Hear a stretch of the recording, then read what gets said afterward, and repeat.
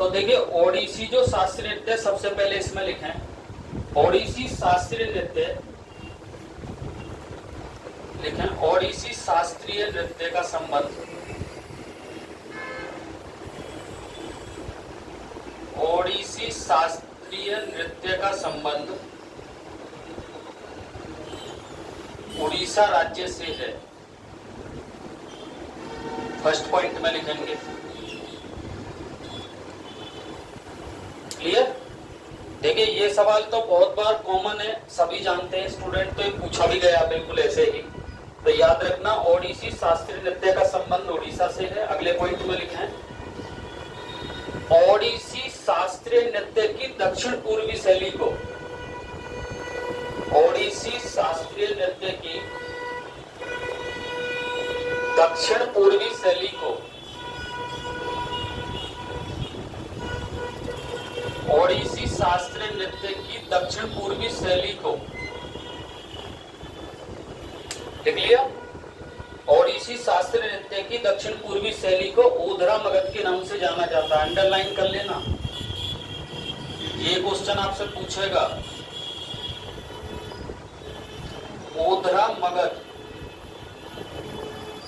ओधरा मगध, ओधरा मगध के नाम से जाना जाता है।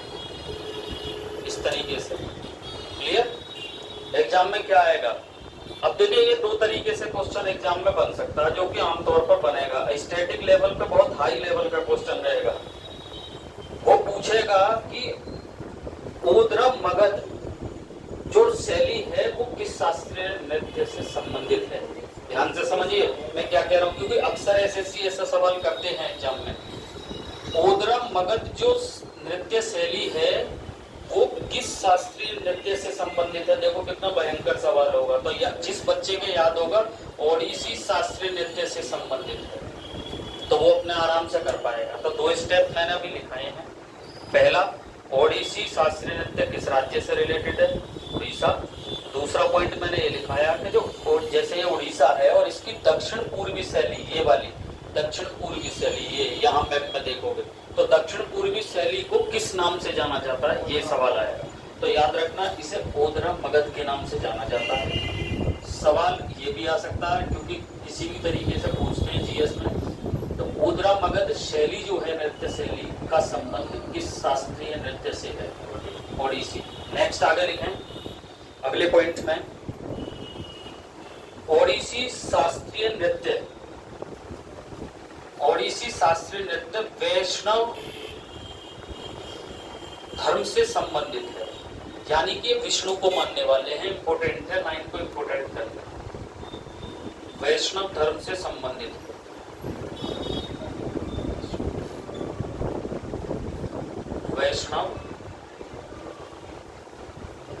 वैष्णव धर्म से संबंधित है।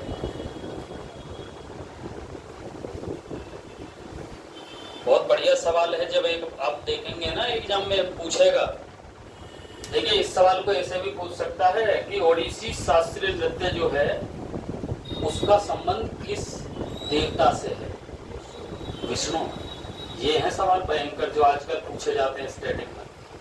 और कल जो हम पढ़े थे मणिपुरी, उसका संबंध किस देवता से था बताइए, राधा और कृष्ण। गजब का सवाल आएगा, ध्यान से सुनना कि किस शास्त्रीय नृत्य का संबंध राधा और कृष्ण के नृत्य से है, अर्थात रासलीला से है। मणिपुरी कहाँ का शास्त्रीय नृत्य था, मणिपुर का। क्लियर? तो ऐसे ही हमें लिखना है कि ओडिसी शास्त्रीय नृत्य का संबंध वैष्णव धर्म से है। आगे लिखें अर्थात विष्णु से है, विष्णु। कई बार एग्जाम में बहुत अच्छा सवाल आएगा और बहुत बढ़िया सवाल पूछेगा, याद रखना। इसके बाद आपको क्या लिखना है ओडिसी शास्त्रीय नृत्य में, बहुत अच्छा सवाल है।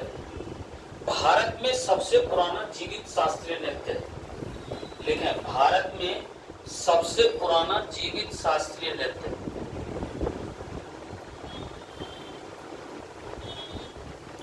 भारत में सबसे पुराना जीवित शास्त्रीय नृत्य आपसे एग्जाम में पूछेगा कि भारत में सबसे पुराना जीवित शास्त्रीय नृत्य कौन सा है? भारत में सबसे पुराना जीवित शास्त्रीय नृत्य कौन सा है? ओडिसी, उड़ीसा। और देखिए ये अलग याद रखना है, बढ़िया सवाल है। जैसा कि मैंने अभी कुछ देर पहले भी बताया, अगर पूछे भारत का सबसे पुराना शास्त्रीय नृत्य कौन सा? भरतनाट्यम। भरतनाट्यम कहाँ से है? तमिलनाडु। क्लियर? और अगर पूछे भारत में सबसे पुराना जीवित शास्त्रीय नृत्य जो आज भी चल रहा है, यानी कि ये कह सकते हैं, तो फिर उसे क्या कहेंगे? जीवित शास्त्रीय नृत्य ओडिसी, उड़ीसा। क्लियर? किस भगवान से संबंधित है? भगवान विष्णु से संबंधित है। और ओडिसी शास्त्रीय नृत्य जो है उसकी दक्षिण पूर्वी शैली को, यानी कि ये दक्षिण पूर्वी शैली को किस नाम से जाना जाता है? ओदरा मगध के नाम से जाना जाता है। गजब का सवाल है, बहुत ही एकदम बेहतरीन लेवल का सवाल। अब आगे लिखें अगली लाइन से, क्या लिखना है? ये जो ओडिसी शास्त्रीय नृत्य है, हम पहले सुनिए फिर एक लाइन में लिख लेंगे। ये जो ओडिसी शास्त्रीय नृत्य है इसका संबंध एक गुफा से भी रहा है, यानी कि जो इसके जो साक्ष्य हैं वो एक गुफा में भी देखे गए हैं। ठीक है, चित्र वगैरह जो कहते थे हम उन्हें। तो अगली लाइन में लिखेंगे, बहुत बढ़िया सवाल आएगा कभी। लिखें ओडिसी शास्त्रीय नृत्य का संबंध उदयगिरी गुफाओं से है। लिख लें ओडिसी शास्त्रीय नृत्य का संबंध उदयगिरी गुफाओं से है। उदयगिरी, कुछ इस तरीके से लिखना, देख के लिखेंगे। उदयगिरी गुफाओं से है।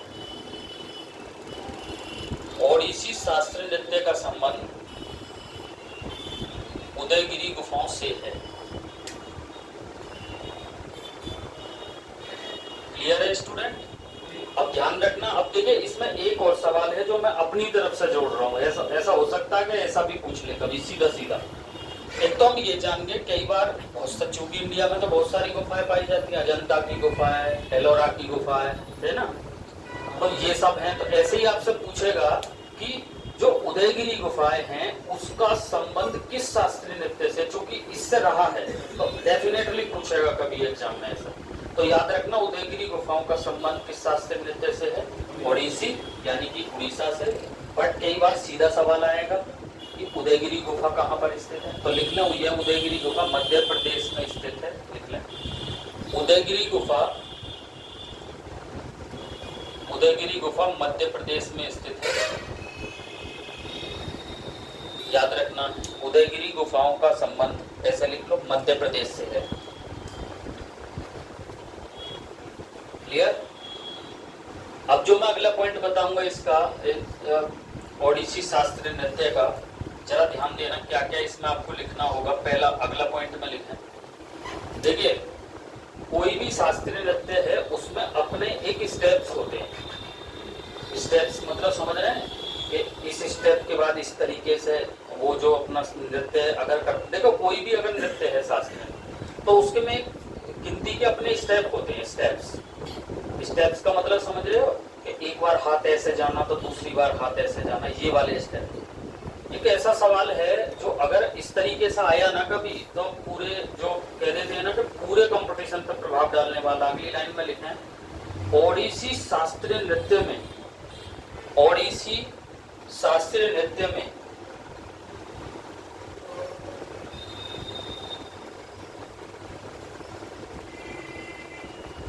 नाट्य शास्त्र में 24 मुद्राएं, नाट्य शास्त्र में 24 मुद्राएं, नाट्य शास्त्र में 24 मुद्राएं तथा अभिनय दर्पण में 28 मुद्राएं बताई गई हैं। लिख लें अभिनय दर्पण में 28 मुद्राएं बताई गई हैं।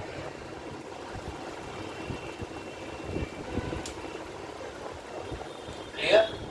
इधर देख लेंगे सवाल आपसे क्या आएगा, जरा ध्यान से सुन लें। किस तरीके का आएगा? ऐसा आएगा, एग्जाम में पूछेगा जो ओडिसी शास्त्रीय नृत्य है, नाट्य शास्त्र में ओडिसी शास्त्रीय नृत्य की कितनी मुद्राएं बताई गई हैं?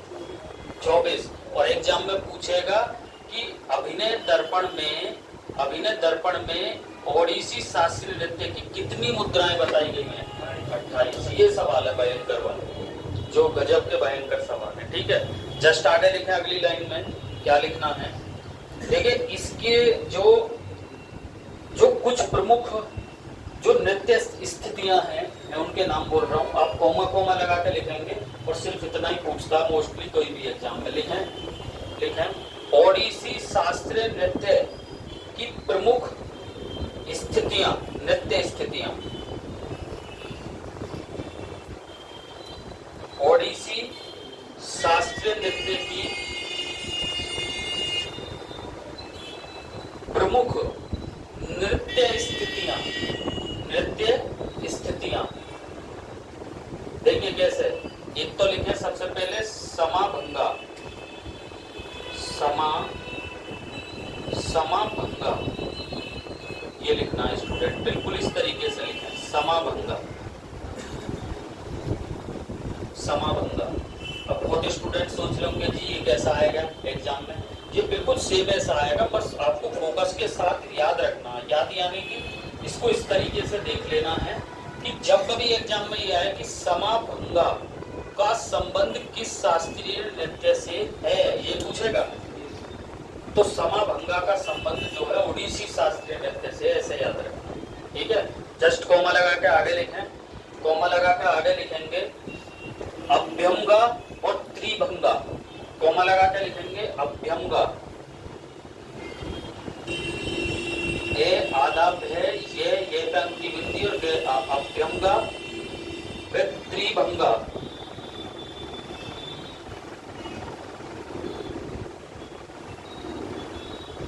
स्टूडेंट ये तीनों की तीनों ओडिसी शास्त्रीय नृत्य की प्रमुख स्थिति है, याद रखना।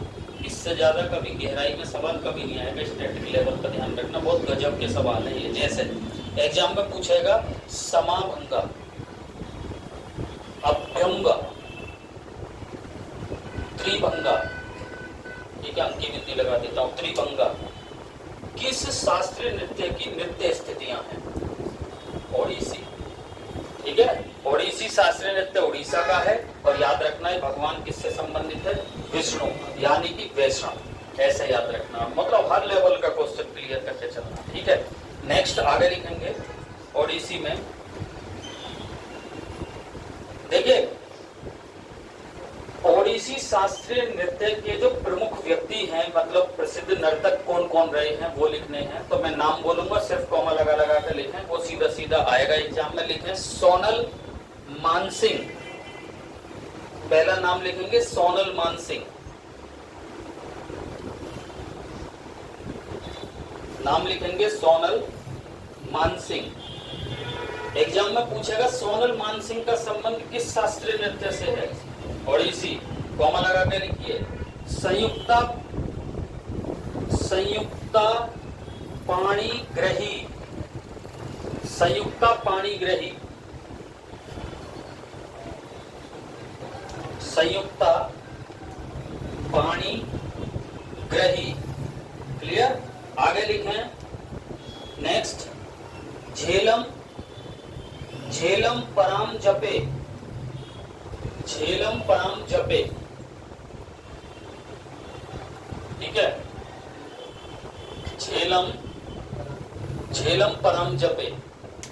अब मालूम है स्टूडेंट क्या पूछेगा, आपने शायद एक दो एसएससी के एग्जाम दिए हों या आगे देने वाले हो, दिए होंगे तो उन बच्चों को मालूम होगा ऐसा सवाल आता। अब पूछेगा क्या, बहुत से सोच रहे होंगे क्या पूछेगा, तो पूछेगा ये कि सोनल मानसिंह का संबंध किस शास्त्रीय नृत्य से, और चार ऑप्शन दे देगा, भरतनाट्यम, मोहिनीअट्टम, समझ रहे हैं, ओडिसी, एक दे देगा आपका मणिपुरी।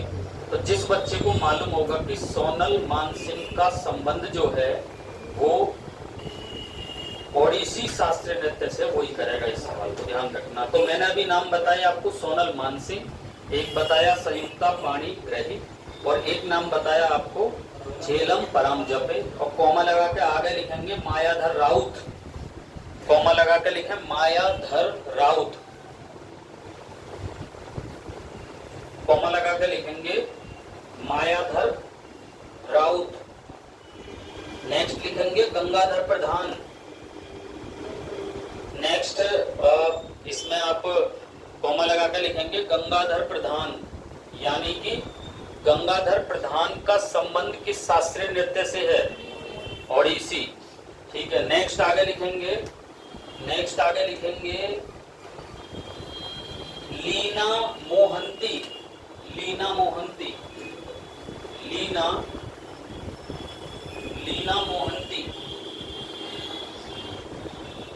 मोहंती का संबंध किस शास्त्रीय नृत्य से है? ओडिसी। क्लियर। नेक्स्ट आगे लिखेंगे चित्रा कृष्णमूर्ति। ये वाले सवाल वो सवाल हैं जो अक्सर एग्जाम में आते हैं और बच्चों से फिर होते नहीं हैं, अगर थोड़े से भी इस पर लूजनेस दिखा दी तो। ठीक है, तो याद रखना चित्रा कृष्णमूर्ति, और कोमा लगा के लिखें माधवी मुदगल। ठीक है, माधवी मुदगल, यानी कि माधवी मुदगल का संबंध किस शास्त्रीय नृत्य से है? ओडिसी। ठीक है, चित्रा कृष्णमूर्ति का संबंध किससे है? ओडिसी। नेक्स्ट आगे लिखेंगे संचिता भट्टाचार्य।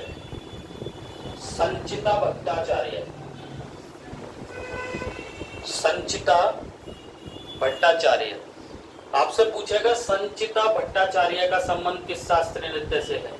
ओडिसी। यानी कि जो मैंने ये लिखवाए हैं प्रसिद्ध नर्तक, ये याद रखना किस शास्त्रीय नृत्य से संबंधित हैं? ओडिसी शास्त्रीय नृत्य के प्रसिद्ध नर्तक हैं ये। स्टूडेंट जब भी एग्जाम में आप सवाल एग्जाम में देखेंगे, जब भविष्य में कभी आप एसएससी, यूपीपीएससी या यूपी ट्रिपल एससी या कोई भी रेलवे वगैरह का एग्जाम देने जाएंगे, तो वहां ऐसा सवाल आएगा कि चित्रा कृष्णमूर्ति का संबंध किस शास्त्रीय नृत्य से? तो आपको याद रखना ओडिसी से। ठीक है, सोनल मानसिंह का संबंध किससे है? ओडिसी शास्त्रीय नृत्य से। ये जो सवाल हैं इन्हें घर जाके तुरंत की तुरंत याद करते चलो, यानी कि डेली वाइज जो काम दिया जा रहा है ना, उसे डेली के डेली निपटाना, ये बात ध्यान रखो। क्योंकि आज मैं 5वां शास्त्रीय नृत्य पढ़ा रहा हूँ, 5वां, इससे पहले मैं 4 पढ़ा चुका, टोटल शास्त्रीय नृत्य की संख्या 8 है। ठीक है, तो ये सब याद रखने, यानी कि अपने दिमाग को इस तरीके से बना लो, अगर कोई ये जैसे एग्जाम में उदाहरण के लिए आ जाए कि गंगाधर प्रधान का संबंध किस शास्त्रीय नृत्य से है, तो तुरंत एकदम क्लियर होना चाहिए, हाँ हमने ये मणिपुरी शास्त्रीय नृत्य में पढ़ा, सॉरी ओडिसी शास्त्रीय नृत्य में पढ़ा। क्लियर? तो इस तरीके से सर्कल क्लियर होना चाहिए। अब नेक्स्ट हेडिंग डालो, अगला शास्त्रीय नृत्य कौन सा है लिख लें जरा, सत्रिय शास्त्रीय नृत्य।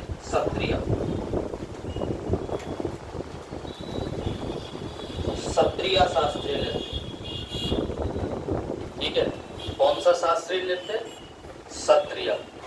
और सत्रिय आप जानते ही होंगे, सत्रिय।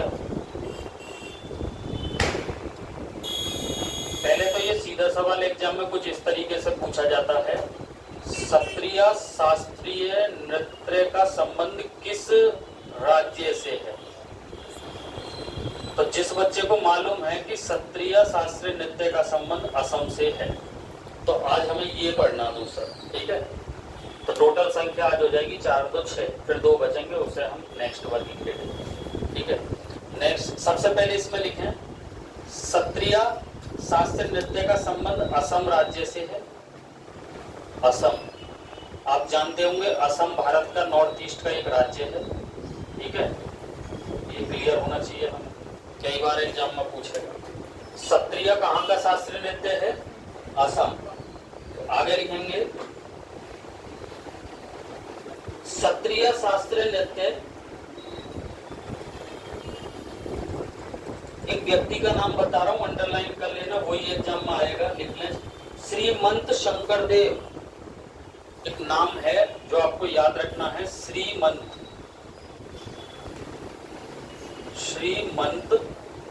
इस तरीके से लिखना, श्रीमंत शंकरदेव। सत्रिय शास्त्रीय नृत्य असम से संबंधित है। ठीक है, सत्रिय। और आगे लिखेंगे श्रीमंत शंकरदेव, ये नाम याद रखना स्टूडेंट, श्रीमंत शंकरदेव। श्रीमंत शंकरदेव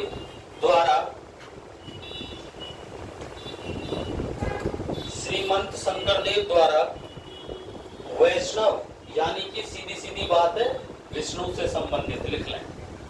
श्रीमंत शंकरदेव द्वारा वैष्णव यानी कि विष्णु से संबंधित, वैष्णव या विष्णु से संबंधित।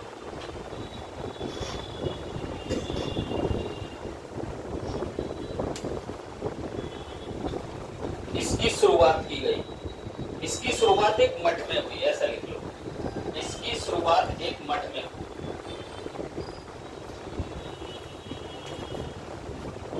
यानी कि सीधा सीधा आपको याद रखना है, क्षत्रिय जो शास्त्रीय नृत्य है उसका संबंध किस राज्य से है? असम। किस भगवान को समर्पित है? विष्णु। वैष्णव है तो विष्णु, याद रखना ही रखना है। कौन व्यक्ति है जिन्होंने एक मठ में इसकी शुरुआत की थी? श्रीमंत शंकरदेव। ठीक है, जैसे कल मैंने एक सवाल बताया था, ध्यान से सुनना, बहुत अच्छा सवाल है, कभी एग्जाम में आएगा, आंखें खोल देगा एकदम। मोहिनी अट्टम की माँ, मोहिनी अट्टम जो कि कहाँ का शास्त्रीय नृत्य है? मोहिनी अट्टम केरला। मोहिनी अट्टम की माँ के नाम से किसको जाना जाता है? जैसे कि हमने कल बात की। ठीक है, कितना शानदार सवाल था कि मोहिनी कल्याणी कुट्टी अम्मा, बहुत भयंकर सवाल है। मोहिनी अट्टम की माँ किसको जाना जाता है? मोहिनी कल्याणी कुट्टी अम्मा, यही चीज याद रखनी है। तो ऐसे ही याद रखना है, क्षत्रिय जो असम का शास्त्रीय नृत्य है उनकी शुरुआत जो एक व्यक्ति है जिनका नाम है श्रीमंत शंकर देव के द्वारा। बस इस नाम को याद रखना, चूंकि एग्जाम में नाम ही आएगा और वो पूछेगा कि किसने शुरुआत की थी? इन्होंने। ठीक है, और भगवान किससे संबंधित है? विष्णु से संबंधित है, ऐसा जो आमतौर पर आते ही है क्वेश्चन। ठीक है, नेक्स्ट आगे लिखेंगे, इसमें क्षत्रिय में लिखना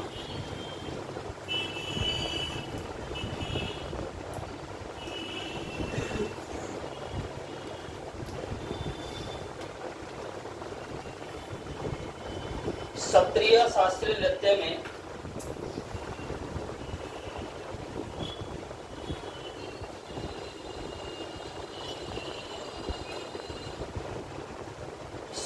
शास्त्रीय नृत्य में नृत्य को इकाई, लिख लें, बहुत इंपॉर्टेंट सवाल है। क्षत्रिय शास्त्रीय नृत्य में नृत्य को इकाई, नृत्य को इकाई कुछ इस तरीके से लिखना, नृत्य को इकाई और व्यायाम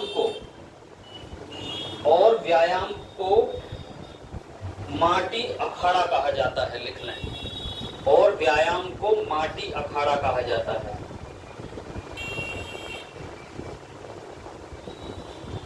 और व्यायाम को माटी अखाड़ा कहा जाता है।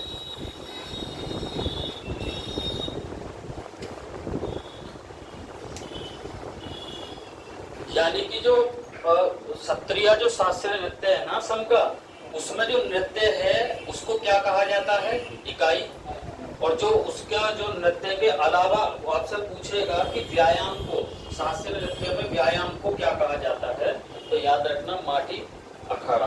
ठीक है, और क्षत्रिय शास्त्रीय नृत्य संबंधित है असम से। क्लियर? क्लियर है? आगे लिखें, क्षत्रिय शास्त्रीय नृत्य में 64 माटी अखाड़े हैं। क्षत्रिय शास्त्रीय नृत्य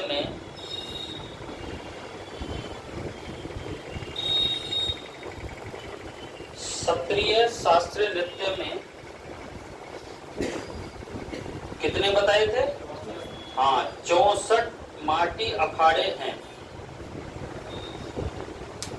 यानी कि एग्जाम में क्या पूछ सकता है, ध्यान से सुनना, स्टैटिक लेवल का थोड़ा सा नहीं, बहुत ज्यादा हार्ड सवाल होगा ये। जब पूछेगा शास्त्रीय नृत्य में, क्षत्रिय शास्त्रीय नृत्य में कुल अखाड़ों की संख्या कितनी है? 64 माटी अखाड़े हैं। उन्हें किस पैनल पे बांटा गया है? बस इतना पूछेगा ज्यादा से ज्यादा, ये भी बहुत डेप्थली सवाल है। तो 64 है, और आगे लिखें, इन्हें 8 मुख्य प्रकारों में बांटा गया है। आगे लिखेंगे, इन्हें 8 मुख्य प्रकारों में बांटा गया है।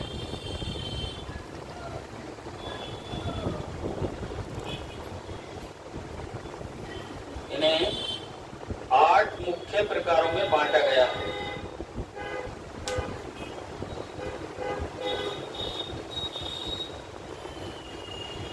ठीक है, अब क्या लिखना है, इन 8 को कॉमा लगा के लिख लेना। नाम मैं बोल रहा हूं, बस आपसे पूछेगा क्या वो मैं लास्ट में बता ही दूंगा किस तरीके से एग्जाम में पूछने वाला। ठीक है, सबसे पहले लिखें ओरा, ओरा लिखिए, ओरा,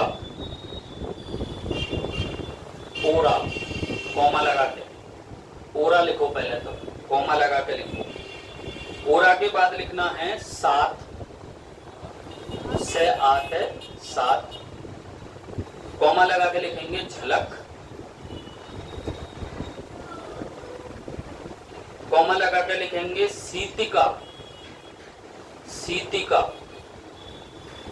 सीतिका, सीतिका। ठीक है, कितना लिखा, ओरा 7, झलक, सीतिका। आगे लिखेंगे पाक, पाक, पे आ के पाक, कॉमा लगा के लिखेंगे जाप, जाप, जय आ पे, जाप। और आगे लिखेंगे लोन, लोन, हाँ लोन, ले ओ न लोन। और लास्ट लिख लेंगे खार, खार, खे आ रे, खार। अब एग्जाम में आपसे क्या आएगा, देखो कितने भयंकर लेवल के सवाल हैं। यही तो पढ़ने की जरूरत है, एक बार पढ़, तमीज में पढ़ो, लेकिन एक बार पढ़ लो, बार बार पढ़ने की जरूरत नहीं पड़ेगी। जैसे उदाहरण के लिए एग्जाम में पूछेगा खार जो है, जो मुख्य प्रकार है वो किस शास्त्रीय नृत्य से है, खार, जाप, तो इस तरीके से याद रखना है। 7 समझ रहे हैं, तो याद रखना किससे संबंधित है, सत्रिय शास्त्रीय नृत्य से संबंधित। क्लियर? एग्जाम में क्या पूछेगा एक बार ध्यान से सुनना, किस तरीके से आएगा, खार, जाप, 7, इनका संबंध किस शास्त्रीय नृत्य से है। आपसे पूछेगा झलक का संबंध किस शास्त्रीय नृत्य से है, जो उसके मुख्य प्रकार है किसके, माटी अखाड़े के। ठीक है, तो ये है सत्रिय शास्त्रीय नृत्य से। लास्ट स्टेप इसका क्या लिखना, जरा लिखें, प्रसिद्ध नर्तक, यानी कि कौन कौन से व्यक्ति इससे प्रसिद्ध रहे हैं सत्रिय से, बस उनके नाम लिखने, कॉमा लगा लगा के लिख लेंगे।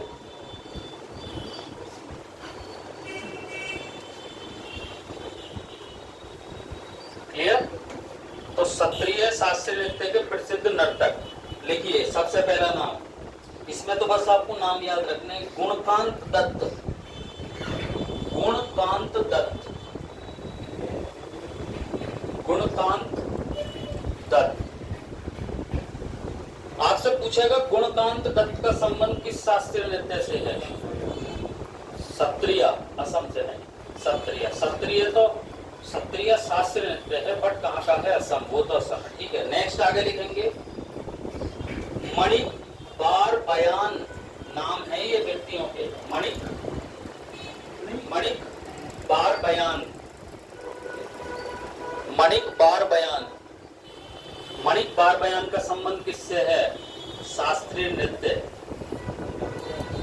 सत्रिय से। ठीक है, नेक्स्ट आगे लिखेंगे अगला नाम जोगेन दत्त बायन, जोगेन दत्त बायन,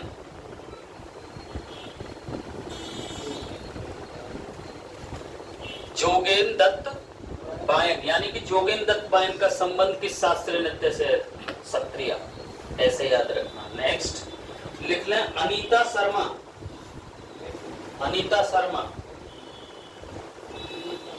अनीता शर्मा, यानी कि सीधी सी बात है, अनीता शर्मा का संबंध किस शास्त्रीय नृत्य से, याद रखना, सत्रिय, असम। क्लियर? उसके बाद कॉमा लगा के लिखेंगे सरोदी सैकिया, सरोदी सैकिया, सरोदी सैकिया, सरोदी सैकिया का संबंध सत्रिय असम शास्त्रीय नृत्य से है। नेक्स्ट आगे लिखेंगे हरिचरण भुइयाम, एक नाम है हरिचरण भुइयाम, कॉमा लगा के लिखेंगे हरिचरण हरिचरण तो आप लिख ही लेंगे, आगे लिख लें भूयाम, भय लिख लें, भय पर नीचे छोटे ऊ की मात्रा और छोटी ई, फिर ये आ में। क्लियर? हरिचरण भूयाम का संबंध किस शास्त्रीय नृत्य से बताइए? सत्रिया। ठीक है, नेक्स्ट आगे लिखें, राम कृष्ण तालुकदार, नाम लिखिए राम कृष्ण तालुकदार, यानी कि राम कृष्ण तालुकदार का संबंध किस शास्त्रीय नृत्य से? आकाश पीछे सत्रिया, असम। ऐसे पूछेगा और बहुत भयंकर लेवल के सवाल। रामचंद्र राम कृष्ण तालुकदार का संबंध सत्रिया शास्त्रीय नृत्य से। नेक्स्ट आगे लिखें और लास्ट नाम है, लिख लें रंजू मोनी सेकिया, रंजू मोनी सेकिया, रंजू मोनी सेकिया का संबंध किस शास्त्रीय नृत्य से है? सत्रिय असम। तो मेरा कहने का अर्थ ये है कि जितने भी मैंने नाम इसमें आपको लिखाए हैं, इन नामों को इतने ध्यान से देख लेना है कि भविष्य में अगर आप कोई एग्जाम देने जा रहे हो तो वो आपको क्लियर होना चाहिए कि हाँ ये शास्त्रीय नृत्य से था, बिल्कुल एकदम क्लियर, इतना होना चाहिए। अगर आपको बिल्कुल ऐसा लगता है कि अभी भी याद नहीं है, ध्यान से सुनना, तो फिर आपको रिवीजन की जरूरत है, ये जान लो। क्योंकि जब तक आपको ऐसा ना लगे नाम पढ़ने के बाद कि हाँ ये हमारा ऐसा, जैसे मैं एक उदाहरण के लिए अभी एक नाम फिर से लेता हूँ, गुणकांत दत्त, तो बालक को एकदम क्लियर हो जाना चाहिए कि गुणकांत दत्त जो व्यक्ति हैं वो सत्रिय शास्त्रीय नृत्य के प्रसिद्ध नर्तक हैं। ऐसे याद रखना अगर एग्जाम में पूछेगा, ठीक है? तो इस बात को अच्छी तरीके से याद रखना। कई बार इस तरीके के क्वेश्चन आपको देखने को मिलेंगे, और आज भी मैंने 2 शास्त्रीय नृत्य ये जो स्टैटिक सवाल है वो मैंने करा दिए, ठीक है? और अब जो हमारा चलेगा आगे का सेगमेंट वो साइंस चलेगा। निकालो अभी साइंस।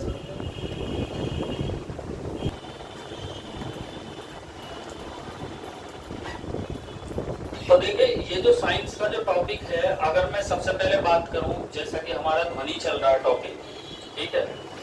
इधर देखेंगे स्टूडेंट, ध्वनि जो है जैसा कि हम कल से या परसों से इस लेक्चर में पढ़ भी रहे हैं, तो सबसे पहले तो आप ये याद रखना कोई भी एग्जाम देने से पहले कि जो ध्वनि तरंगें होती हैं वो आपसे पूछेगा वो कैसी होती है। ऑप्शन में 2 तरीके से आपको उत्तर मिलेगा, एक तो विद्युत चुंबकीय तरंगें और एक मिलेगा यांत्रिक तरंगें। तो आपको बिल्कुल क्लियर होना चाहिए एकदम कि ध्वनि तरंगें जो होती हैं वो यांत्रिक तरंगें होती हैं, ठीक है?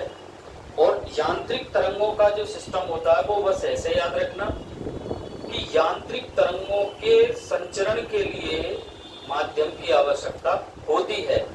ये बात जान लो, यदि ध्वनि तरंग है तो उनके संचरण के लिए भी माध्यम की आवश्यकता होगी, और यदि ध्वनि तरंग के लिए माध्यम की आवश्यकता है तो ध्वनि तरंगी कौन सी होती है? यांत्रिक तरंगें। तो लिखिए इसमें कैसे लिखना, सबसे पहले ध्वनि तरंग ही यांत्रिक तरंगें होती हैं, लिखें।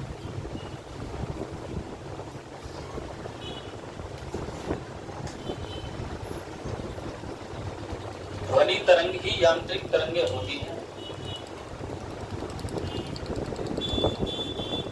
ध्वनि तरंग ही यांत्रिक तरंगें होती हैं। क्लियर? अरे इतना सभी को लिख लिया। नेक्स्ट आगे लिखेंगे, क्योंकि इनके संचरण के लिए, हाँ वेरी गुड, क्योंकि इनके संचरण के लिए माध्यम की आवश्यकता होती है।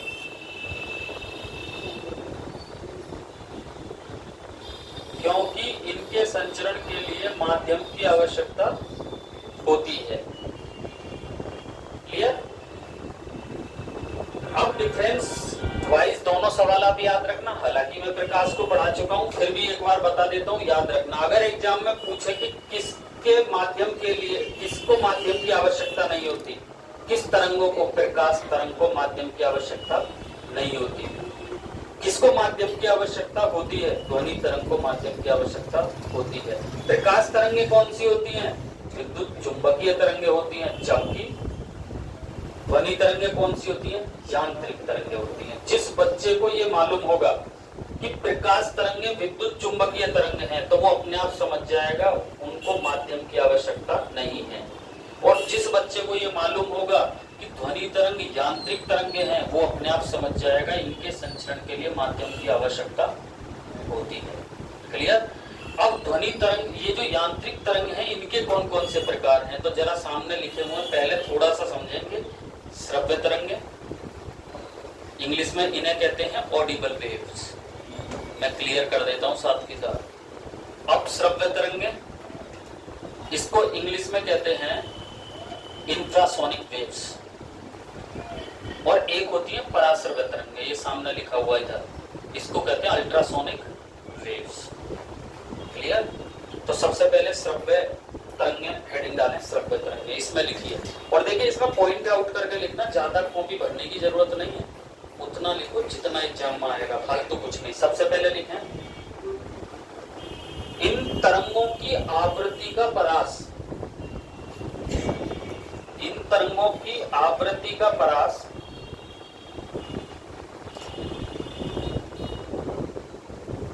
इन तरंगों की आवृत्ति का परास 20 Hz से 20 kHz होता है। सामने देख के लिख लेंगे, गलती ना करें। इन तरंगों की आवृत्ति का परास यानी कि रेंज, परास को इंग्लिश में क्या कहते हैं? रेंज। और आपसे यही सवाल एसएससी कई बार पूछ भी लेती है कि श्रव्य तरंग जो होती है, इंग्लिश में ऑडिबल वेव, उनकी रेंज कितनी होती है, यानी कि उनकी फ्रीक्वेंसी कितनी होती है। तो आप याद रखना उनकी फ्रीक्वेंसी कितनी होती है, 20 Hz यानी कि 20 हर्ट्ज से लेकर 20 kHz यानी कि 20 किलो हर्ट्ज। और अगर कभी 20 के हर्ट्ज लिखा ना आए तो के का मतलब क्या होता है? 1000। मैंने पहले भी बताया, तो इसको ऐसे भी लिख सकते हैं हम 20,000 हर्ट्ज। हम इसको ऐसे भी लिख सकते हैं 20,000 Hz, यानी कि दो लैंग्वेज में याद रखो एग्जाम में। भाई मान के चलो सीधा पूछेगा ना, भाई सीधा एग्जाम में पूछेगा, वो एग्जाम में ऐसे पूछेगा श्रव्य तरंगों का जो रेंज है वो कितना होता है, तो सीधा याद रखो पहला स्टेप 20 Hz से 20 kHz। क्लियर? और अगर किसी वजह से ये ऑप्शन में ना हो तो वो बच्चा याद रखना है कि के को गुणा कर देना 1000 सीधा सीधा, तो 20 की जगह कितना हो जाएगा? 20,000। तो हम कह सकते हैं श्रव्य तरंग का जो परास हुआ, फिर क्या हुआ, 20 हर्ट्ज से लेकर 20,000 हर्ट्ज। बात समझ में आई? तो इस लेवल में याद रखना। और स्टूडेंट ध्यान रखना, यही वो रेंज है जो केवल मनुष्य अपने कानों से सुन सकता है। सवाल एग्जाम में क्या आएगा? ये आएगा जो मैं बता रहा हूं, सेम का सेम लिखें। इन तरंगों की रेंज को मनुष्य सुन सकता है, लिख लें। इन तरंगों की रेंज को मनुष्य के द्वारा सुना जा सकता है, लिख लें।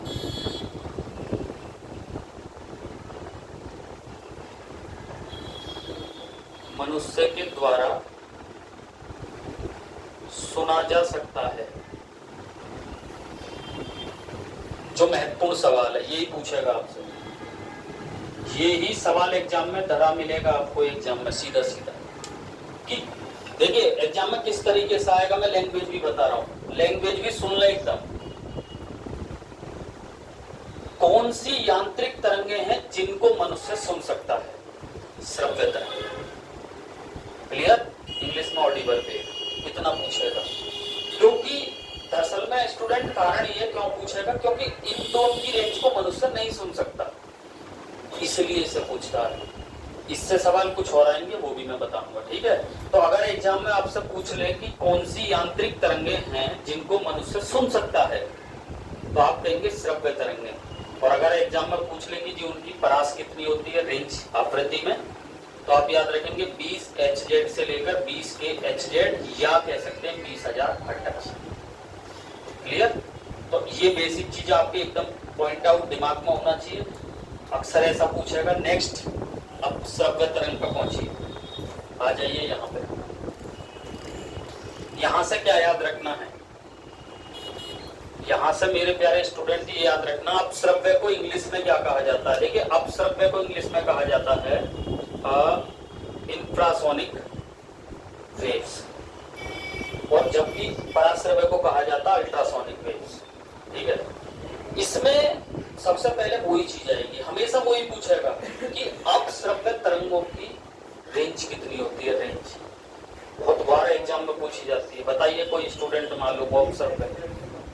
हाँ, वेरी गुड, बिल्कुल सही लिखें। इसकी रेंज 20 हर्ट्ज से कम होती है, लिख लें। इसकी रेंज 20 हर्ट्ज यानी कि HZ से कम होती है, बिल्कुल सही। ये सवाल आपके एग्जाम में बिल्कुल सीधा सीधा पूछा जाएगा। कौन सी यांत्रिक तरंगे हैं जिनकी जो रेंज है, आवृत्ति जो रेंज है उनकी 20 हर्ट्ज से कम होती है, 20 हर्ट्ज से कम होती है। तो याद रखना 20 हर्ट्ज से कम होती है अपश्रव्य तरंगों की आवृत्ति यानी कि रेंज। ये सवाल आपसे बिल्कुल ऐसे ही पूछेगा, रेंज आपको याद होनी ही चाहिए, क्योंकि अगर आपके रेंज याद नहीं होगी तो कहीं ना कहीं एक सवाल बाहर चला जाएगा, याद रखना साइंस के क्षेत्र में। ठीक है, क्योंकि जीके जीएस में अक्सर ये सवाल पूछ लिए जाते हैं बहुत ज्यादा। ठीक है, तो अपश्रव्य तरंगों की रेंज कितनी होती है? 20 हर्ट्ज से कम। और आगे लिखें, इन्हें मनुष्य के द्वारा नहीं सुना जा सकता। ये चीज लिखना मुख्य रूप से, इन्हें मनुष्य के द्वारा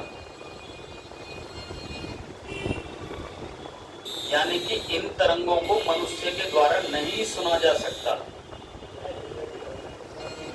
हाँ जी, मैं बताऊंगा अभी। इन्हें मनुष्य के द्वारा नहीं सुना जा सकता। अब आपसे अगर एग्जाम में ये आ जाए, थोड़ा ध्यान से सुनना, हालांकि इसे भी मनुष्य नहीं सुन सकता, इन्हें भी नहीं सुन सकता। ठीक है, फिर भी याद रखना है कि अगर एग्जाम में पूछ ले कि क्या अपश्रव्य तरंगों को मनुष्य सुन सकता है, आप कहेंगे नहीं सुन सकता, क्योंकि उनकी रेंज जो होती है, आवृत्ति का जो परास होता है, फ्रीक्वेंसी, रेंज ऑफ फ्रीक्वेंसी कह दो इंग्लिश में, एक ही बात है, 20 HZ से कम। अच्छा, कौन सी होती है? देखो, अगर हम इसको सुन पाते तो हम अपनी हृदय की धड़कन को अपने आप सुन पाते। बात समझ रहे? हृदय की धड़कन में जो उत्पन्न फ्रीक्वेंसी है ना, वो इतनी, इससे इतनी होती है। तो आज जस्ट इसमें लिख लें एक पॉइंट जो इंपोर्टेंट है, आपसे पूछेगा, हृदय में उत्पन्न कंपन, हृदय में उत्पन्न कंपन में अपश्रव्य तरंग होती है। हृदय में उत्पन्न कंपन में, हृदय में उत्पन्न कंपन में अपश्रव्य तरंगें होती हैं। हृदय में, अब हमारा हार्ट है और उसमें जो कंपन हो रही है ना, हमें कहाँ महसूस हो रही है? नहीं होगी, बट आप देखोगे जब डॉक्टर स्टेथोस्कोप लगाता है तब सब कुछ सुन लेता है।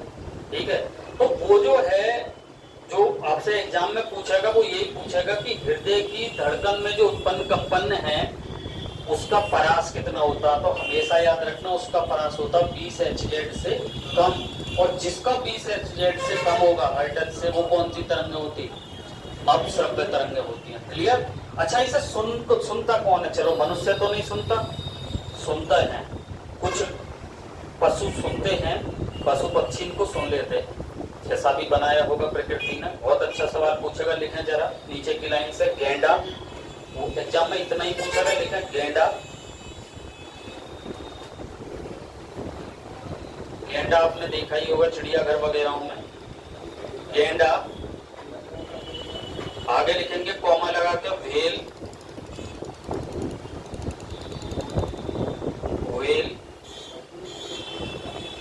गेंडा, व्हेल। व्हेल भी आपने देखी होगी, ऐसा नहीं देखी है तो यूट्यूब पर देखी होगी। ठीक है, व्हेल तथा हाथी इन तरंगों को सुन सकते हैं, लिख लें, तथा हाथी,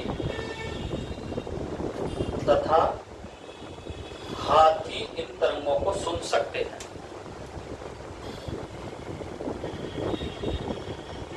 कितना बढ़िया दिए गए विकल्पों में से किन यांत्रिक तरंगों को गैंडा सुन सकता है, हाथी सुन सकता है या इनका अनुभव कर सकता है? व्हेल। तो याद रखना अपश्रव्य तरंगे। अपश्रव्य तरंगों की रेंज 20 हर्ट्ज से कम होती है, हृदय में भी यही उत्पन्न होती है, याद रखना है। और आपसे एग्जाम में पूछ लेगा कि कौन इन्हें सुन सकता है। गैंडा इसे सुन सकता है, इसको अनुभव कर सकता है, व्हेल इसे सुन सकती है, ठीक है, और हाथी भी इसे सुन सकता है। ये आपको याद रखने हैं अपश्रव्य तरंग से लेकर। और एक शानदार सवाल जो यहाँ से पूछा जाता है, बहुत तगड़ा सवाल है, ऐसे ऐसे एग्जाम में पूछा गया है, आप विश्वास करिए कि शायद ही होता है जो स्टूडेंट पढ़ ले तो तभी कर पाएगा। आपने नाम सुने होंगे भूकंप और सुनामी, दोनों एक दूसरे से जुड़े हुए हैं। जब भूकंप आएगा तभी सुनामी आएगी, ये कॉमन सी बात है। कभी मैं ज्योग्राफी में बताऊंगा कि आते कैसे हैं ये। चंद्रमा और सूर्य के जो फोर्स लगता है उसके कारण आते हैं, ठीक है।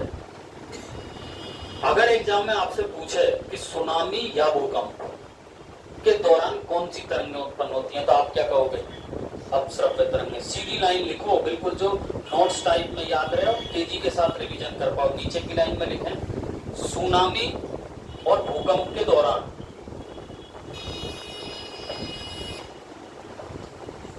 सुनामी और भूकंप के दौरान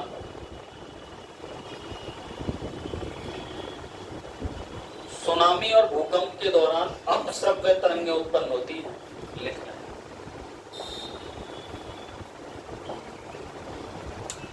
सुनामी और भूकंप के दौरान अपश्रव्य तरंगें उत्पन्न होती हैं। स्टूडेंट, ये सवाल बहुत गहनता के साथ याद रखने की जरूरत है, क्योंकि मैंने भी ये कई बार सवाल बड़े बड़े एग्जामों में देखा है। स्टूडेंट, ये सवाल मैंने एक सिविल सेवा तक में भी आया है, तो इसको टारगेट करें बहुत अच्छा। यानी कि ऐसा पूछेगा भूकंप के दौरान कौन सी तरंगें उत्पन्न होती हैं, तो आप कहोगे यांत्रिक तरंगें उत्पन्न होती हैं। यांत्रिक में भी कौन सी होती है? अपश्रव्य तरंगें, ठीक है। सुनामी के दौरान कौन सी होती है? अपश्रव्य तरंगें, ऐसे याद रखना। बट अगर आपसे पूछे मनुष्य कौन सी अयांत्रिक तरंगों को सुन सकता है, तो आप कहोगे सिर्फ श्रव्य तरंगों को सुन सकता है, जिसकी परास या रेंज 20 हर्ट्ज से 20,000 हर्ट्ज के बीच होती है। बस इतना क्लियर? अरे क्लियर है? नेक्स्ट हेडिंग डालो पराश्रव्य तरंग। इनको इंग्लिश में कहते हैं अल्ट्रासोनिक वेव्स, या इंग्लिश में बोले तो अल्ट्रासोनिक साउंड वेव्स कहते हैं। एक ही बात। पराश्रव्य तरंग, पराश्रव्य से भी बहुत सवाल बनते हैं। कौन कौन से बनेंगे? सबसे पहले तो इसकी रेंज लिखिए। हाँ, पराश्रव्य तरंगों की रेंज, गुड, पराश्रव्य तरंग की रेंज 20,000 हर्ट्ज से अधिक होती है। लिख लें, इसकी रेंज 20,000 हर्ट्ज से अधिक होती है।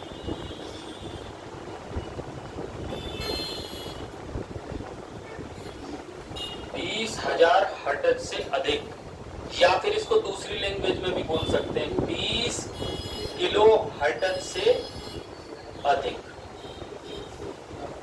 देखो, ये दोनों तरीके से पूछा जा सकता है। अगर एग्जाम में पूछे कि पराश्रव्य तरंग की रेंज क्या होती है, तो आप कहेंगे 20,000 हर्ट्ज से अधिक, यानी कि इससे ज्यादा, या कह सकते हैं 20 किलो हर्ट्ज से अधिक। बात सेम ही, क्योंकि अभी मैंने बताया। क्लियर? अच्छा जी, पराश्रव्य तरंगें जो होती हैं, क्या उन्हें सुन सकता मनुष्य? नहीं सुन सकता उन्हें भी। लिखा अगली लाइन में, इन तरंगों को भी मनुष्य के द्वारा नहीं सुना जा सकता। ये चीज लिख लो, इन तरंगों को भी मनुष्य के द्वारा नहीं सुना जा सकता।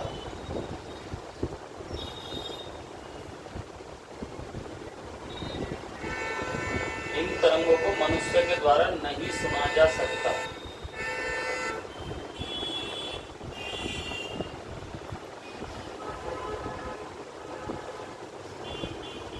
इन तरंगों को भी मनुष्य के द्वारा नहीं सुना जा सकता।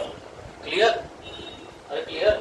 वैसे इनका उपयोग बहुत होता है, बहुत ही आज के वर्तमान समय में पराश्रव्य तरंगे, जिसको इंग्लिश में कहते हैं अल्ट्रासोनिक वेव्स, या पूरा बोले तो अल्ट्रासोनिक साउंड वेव्स। आज के जमाने में कहाँ कहाँ इसका उपयोग होता है? कोई एक दो एग्जाम्पल दो कोई। हाँ, हाँ, संकेत भेजने में होता है। इसके अलावा और कोई बताओ, लिखिए। देखिए ये अब मैं आपको बता दूं सवाल क्या आएगा, डेफिनेटली सवाल यही आएगा जो मैं बता रहा हूं, ये लिख लो। जस्ट पहली लाइन में लिखें, पराश्रवित तरंगों का उपयोग संकेत भेजने में, हाँ बिल्कुल सही है, लिख लें। पराश्रवित तरंगों का उपयोग संदेश भेजने में,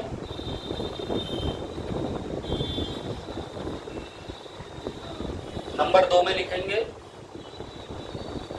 अगर सभी ने लिख लिया हो तो नंबर 2 में लिखेंगे, समुद्र में डूबी किसी वस्तु का पता लगाने में, समुद्र में डूबी किसी वस्तु का पता लगाने में, समुद्र में डूबी किसी वस्तु का पता लगाने में।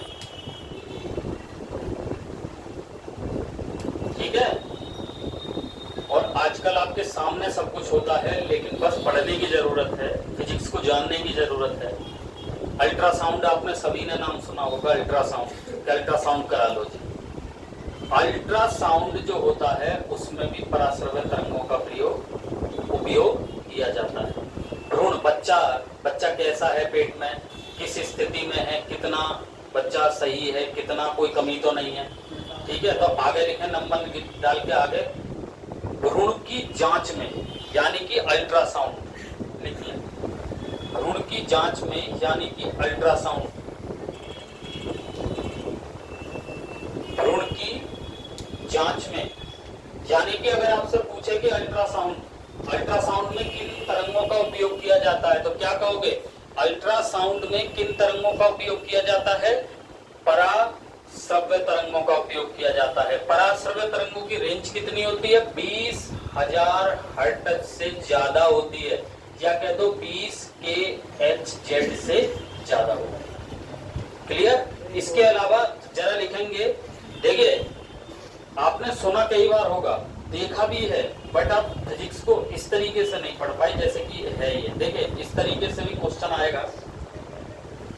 आपने देखे होंगे आजकल गुर्दे की पथरी के ऑपरेशन होते हैं दूरबीन से, तो गुर्दे की पथरी को जो तोड़ने का काम करती है वो कौन सी तरंगे करती हैं, पराश्रव्य तरंगे। एक सवाल मैं एक्स्ट्रा बता रहा हूं जो इस बार समीक्षा अधिकारी के एग्जाम में भी आया, कि गुर्दे की पथरी किससे बनी होती है, कैल्शियम ऑक्सलेट। बहुत सारे बार एग्जाम में पूछा भी है, ठीक है, उसे भी मैं बताऊंगा। जरा लिखें अगली में नंबर डाल के, गुर्दे की पथरी को तोड़ने में, लिखें आगे, गुर्दे की पथरी को तोड़ने में पराश्रव्य तरंग का प्रयोग किया जाता है, उपयोग किया जाता है। लिख लो, गुर्दे की पथरी को तोड़ने में, इसकी पथरी को, गुर्दे की पथरी को तोड़ने में पराश्रव्य तरंगों का उपयोग किया जाता है। क्लियर सभी के, क्लियर है। और एक सवाल वो जरूर लिख लें, चूंकि 2024 समीक्षा अधिकारी में ही आया है इसलिए मैं इसे बता दूं, हो सकता थी फिर से अगर आ जाए, भाई पुनरावृत्ति उसकी हो जाए, तो याद रखना कि गुर्दे की पथरी कैल्शियम ऑक्सलेट की बनी होती है। ये चीज लिख लेना, साइड में कहीं भी आएगा एग्जाम में। गुर्दे की पथरी कैल्शियम ऑक्सलेट की बनी होती है। गुर्दे की पथरी कैल्शियम ऑक्सलेट की बनी होती है। स्टूडेंट ये सवाल सन 2024 में जो समीक्षा अधिकारी का एग्जाम हुआ था फरवरी में, उसमें ये सवाल यूपीपीएससी ने भी पूछा था। अब इसमें दोनों सवालों को आप लिंक करके याद रखना कि गुर्दे की पथरी किसकी बनी होती है, अगर पूछता है भविष्य में तो याद रखना कैल्शियम ऑक्सलेट की, और गुर्दे की पथरी को तोड़ने में किन यांत्रिक तरंगों का उपयोग किया जाता है, अगर ये पूछ ले तो फिर याद रखना पराश्रव्य तरंगों का उपयोग किया जाता है। क्लियर? अरे क्लियर है। अल्ट्रासाउंड में भी किसका, पराश्रव्य तरंगों का। क्लियर?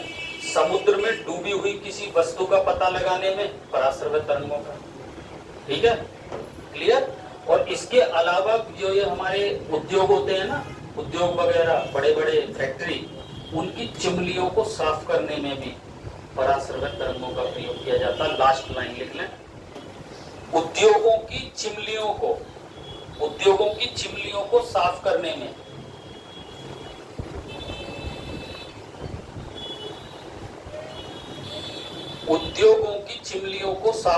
में पराश्रवित तरंग का उपयोग किया जाता है। उद्योगों की चिमनियों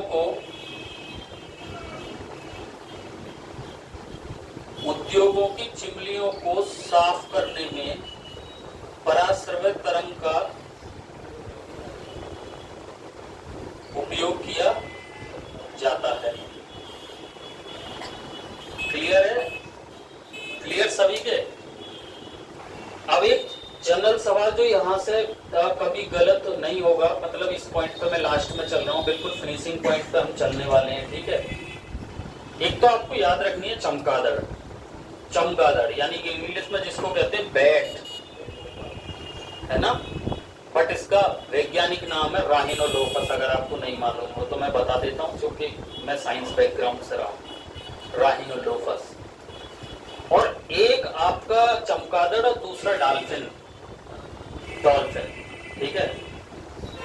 ये ऐसे जो है जीव हैं जो पराश्रवित तरंगों को छोड़ते हैं, निकालते हैं। चूंकि इनसे निकली हुई पराश्रवित तरंगें सामने ऑब्जेक्ट पर टकराती हैं, जो भी इनके सामने ऑब्जेक्ट आता है तभी इन्हें मालूम पड़ पाता है कि हमारे सामने क्या चीज है। आपने देखा होगा कई बार चमगादड़ आपके बिल्कुल सामने को आकर ऐसे हट जाती है। गांव में आपने मोस्टली देखे होंगे ना, शाम के टाइम जब चमगादड़ उड़ती हैं, कई बार देखे होंगे बिल्कुल सामने आने के बाद एकदम साइड होती है। उसका रीजन है क्योंकि वो पराश्रवित तरंगें निकालती है और सामने जिस उस पर जो टकराती हैं वो उससे टकरा कर फिर वापस उसके पास पहुंचती है। किसके पास? चमगादड़ के। तो उसे मालूम पड़ जाता सामने कोई ना कोई ऑब्जेक्ट है। बात समझ रहे हैं? 2 स्टेप्स में अगर एग्जाम में आपसे पूछ ले कि चमगादड़ कौन सी तरंगें उत्पन्न करती है, तो आप याद रखेंगे चमगादड़ पराश्रवित तरंगें उत्पन्न करती है। डॉल्फिन कौन सी तरंगें उत्पन्न करती है? तो डॉल्फिन भी पराश्रवित तरंगें उत्पन्न करती है। दोनों को एक ही लाइन में लिख लें और फिनिश करेंगे इस पॉइंट को। लिख लें चमगादड़ और डॉल्फिन। चमगादड़ और डॉल्फिन पराश्रवित तरंगें उत्पन्न करती हैं। चमगादड़ और डॉल्फिन